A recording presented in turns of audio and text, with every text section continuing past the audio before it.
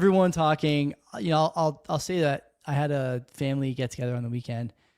I have some family that are entrepreneurs. I have some family that work in tech. I have some family that are young, some family that are old, men, women, you name it, all fairly well off.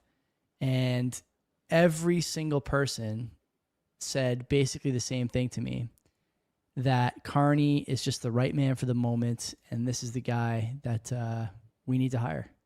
We need to vote him in, and he's got to be the guy who carries us over the finish line. So, when you look at the polls, another thing you hear from people, certainly I heard this on the weekend, I'm sure you guys have heard it too. When you look at the polls, you start to see that there's just huge gap building everywhere, not just in Canadian polling, but also on Polymarket, on other betting markets. BetMGM, Mark pointed out to us a couple of days ago, also the same.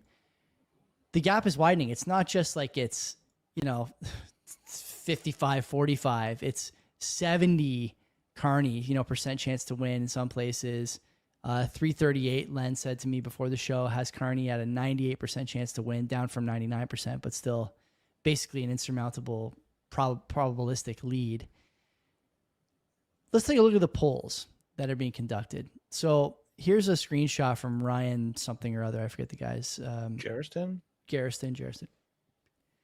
From Nick Nanos. Nanos, obviously, one of the more popular pollsters. Nick Nanos not just polling, by the way. He goes on these channels and talks about how good his polling is and how concerned the conservatives should be, blah, blah, blah. You guys have seen this guy all over the place. He's about 60 years old.